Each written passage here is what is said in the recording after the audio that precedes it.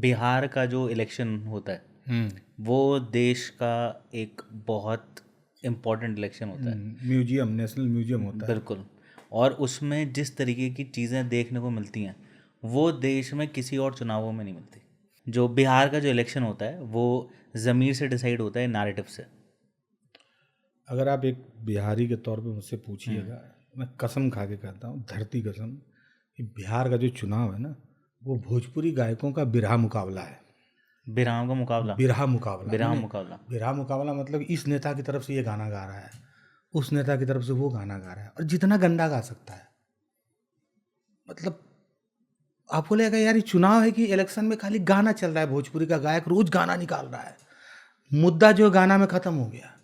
वहाँ नरेटिव, जमीर, ये सब का बात आप करिएगा, कहेगा सुनिए स्टूडियो है आपके पास, हाँ है, गाना बनाइए, जाइए जवाब दीजिए, गाना से दीजिए और भोजपुरी में दीजिए। वहाँ और भी भाषाएं हैं, लेकिन बिरहा मुकाबला यानी दुख और दर्द, संघर्ष का गीत इसे चलता है। वहाँ भोजपुरी गायक तय करता है कि बिहार में बाहर है, नीतीश कुमार है, अभी गाना है, बिहार में मुद्दा नहीं है, बाहर है, नीतीश कुमार नीतीश कुमार है। वाह। जब तक रहेगा समोसा मालू तब तक ना हारियाँ लालू, ये गाना है। भोरे भोरे हो गई शोर, अब नयका लड़का आइल, नया आइल प्रशांत किशोर, गाना है। जिसको भी आना है गाना लेके आना है। मैं ये ऐसा क्यों है? क्योंकि वही बात है कि बिहारी बिहार से बाहर निकल गया है।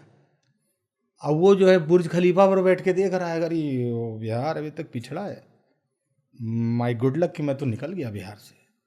आपको वो सिगरेट पीते हुए बिहार के बारे में समझा रहा है और कह रहा है बिहार नहीं सुधरेगा।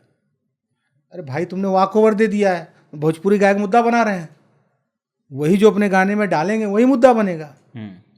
न गले वाला दाल हरे, ये तो राजद के माल हरे। आप सोचिए, ये गाना है, ये चुनाव का गाना है। अगर मैं इसका हिंदी बता दूं तो मुझे शर्म आएगी। ये हालत है बिहार के चुनाव में नैरेटिव की। जब भोजपुरी गायक नैरेटिव फिक्स करेगा तो क्या मुद्दा आएगा। लेकिन इस दौर में जब सोशल मीडिया का दौर आया है, जब युवा अपनी बात कह पा रहा है, तो अब सोशल मीडिया के दौर से नैरेटिव नेताओं को बनाने पड़ते हैं। जब बीपीएससी के छात्र जब गर्दनी बाग पटना में लाठियां खाते हैं तो बोलते हैं कि नौकरी मेरा मुद्दा है, तो नेताओं को डर से बोलना पड़ता है कि हम नौकरी देंगे। जब कोई बेरोजगार बोलता है कि यहाँ पर उद्योग होना चाहिए, हम नहीं जाएंगे मुंबई कमाने, क्योंकि मुंबई में कोई हमारा कॉलर पकड़ के बोलता है कि यहाँ मराठी बोलो तब रहने देंगे, नहीं तो भगा देंगे। तो एक तो बात है कि हम लड़ेंगे वहाँ क्योंकि देश मेरा भी है, लेकिन दूसरी बात यह है कि हम ना ही जाएं, ऐसी व्यवस्था इस राज्य में क्यों नहीं है। तो फिर वो नैरेटिव निकल के आता है कि रोजगार क्यों नहीं है, उद्योग क्यों नहीं है। तो जब उद्योग नहीं है, क्यों नहीं है, तो भाई अगर हम उद्योग लगाएंगे और कल उद्योगपति का बेटा ही किडनैप हो जाएगा तो फिर कैसे होगा। लेकिन बिहार अब बदला है, ये कुछ पुरानी कहानियां हैं।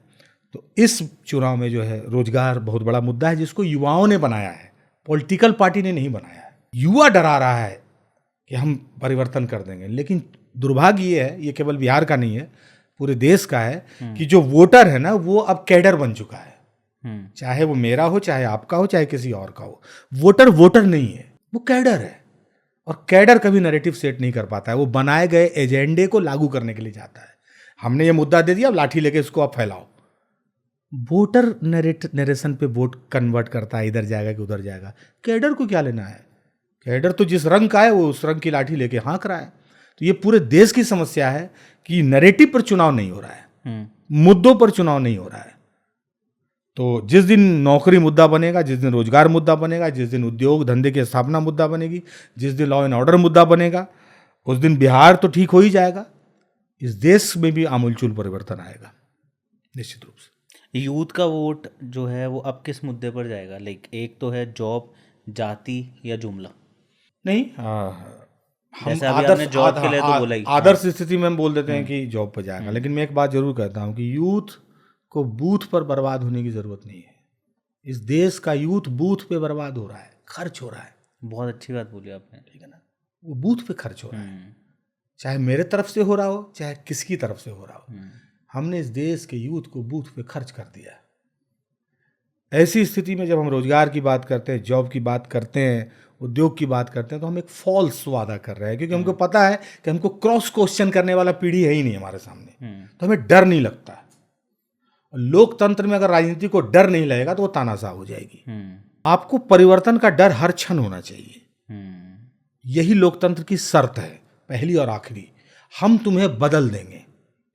ये डर दुनिया के किसी भी आदर्श लोकतंत्र के किसी भी सफल नेता को भी होना चाहिए कि हम कल बदल जाएंगे अगर हम गड़बड़ होंगे तो।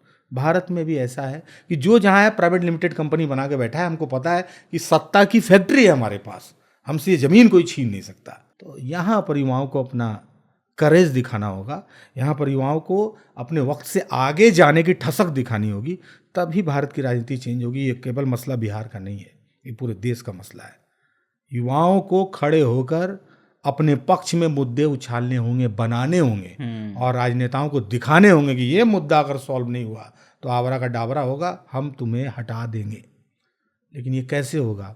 एक युवा रोजगार की बात करता है, पीछे से कॉलर पकड़ के एक कह देता है, पागल हो क्या रे, इधर खड़ा हो या उधर खड़ा हो, बीच में क्यों तुम खड़े हो, किसी और जाओ। तो वोटर को कैडर बनाने की प्रक्रिया में लोकतंत्र खतरे में आएगा बॉस। बिहार में कास्ट एक बहुत इम्पोर्टेंट मुद्दा रहा है शुरू से, इलेक्शंस के टाइम पे वैसे भी। तो क्या इलेक्शंस के अंदर में जो कास्ट किंग मेकर के रूप में जब निकलती है चीज़ें, तो आज ग्राउंड रियलिटी क्या है? ग्राउंड रियलिटी बिहार की नहीं, बल्कि ये सच है कि पूरे भारत में बिना कास्ट के कोई चुनाव नहीं होता है। आप राजस्थान से हैं, बिल्कुल। आप अपने यहाँ भी समीकरण देखो, बिल्कुल है। या तुक्के से आपके जो कैसे जो होगा, हाँ, तो वो राजनीति जात से तय होती है। क्यों ताकतवर बनेगा, किसको महत्वपूर्ण पद दिया जाएगा, नहीं, उस जात से होता है। बिहार क्यों बदनाम है? ये लोग, हम लोग बोलते ज़्यादा हैं, वही एक्सपोजर का मसला है। हम इतना बोल देते हैं कि हम अपनी वाली दिखा देते हैं आपको, आप थोड़ा हमसे कम बोल रहे हैं तो नहीं समझ में आ रहा है। लेकिन बिना जात के भारत में राजनीति कहाँ है? दक्षिण भारत से लेकर उत्तर भारत और पश्चिम से लेकर पूरब तक जात ही भारत की सच्चाई है। जिसको ऋग्वेद के पुरुष सूक्त के 10वें अध्याय में, ऋग्वेद के पुरुष सूक्तम में जिसको वर्णित किया गया है कि मुंह से ब्राह्मण और बाँह से क्षत्रिय और जंघा से वैश्य और पैर से शूद्र, जब आपके शास्त्रों में ये थ्योरी लिख दी गई है, उस देश में आप कहेंगे कि चुनाव बिना जाति के होता है, तो इतना कोरा झूठ बोलने वाली राजनीति पे क्या किया जाए? कम से कम इतना तो सच बोल दो कि हाँ हम बेईमान हैं, हम एक खराब राजनीति करते हैं जो जात पे आधारित है। लव मैरिज से जातीय राजनीति नहीं खत्म होने वाली है। तो और अपने दोस्तों के साथ हॉस्टल में एक थाली में खाना खाते वक्त जाति नहीं पूछने से भारत का समाज नहीं बदल रहा है। ये सारी प्रक्रियाएं जो हैं उस ब्लैक होल में समा जाती है जब आप बूथ पर खड़े होते हो। फिर आपका ब्रेन एक ही अलार्म बजाता है, किस जाति का नेता। बहुत हैवी प्रैक्टिस है, इससे पिंड छुड़ाने के लिए बहुत हैवी प्रैक्टिस करना होगा। एक पीढ़ी को बहुत मेहनत करनी होगी। अभी हम क्लब में डांस करते हुए जाति नहीं पूछते हैं और बियर एक दूसरे से बदल लेते हैं, तो हमें लगता है यार कास्ट सिस्टम तो ख़त्म। लेकिन जैसे बाबूजी को फ़ोन करेंगे, वहाँ बताएंगे कि अगर जीत गया ये तो मुश्किल कर देगा जीना, इसकी जाति बहुत नहीं है। ये सच्चाई है। ये क्लब में ना डांस कर रही युवाओं को नहीं पता है, जो बोलते हैं I hate politics, I love McD. ठीक है ना? तो जब तक इस देश का युवा इस स्लोगन से काम करेगा, I hate politics, I love McD, I love burger, तो कहाँ से आप जातीय राजनीति को बदल पाइएगा बॉस? इन्वॉल्व होइए।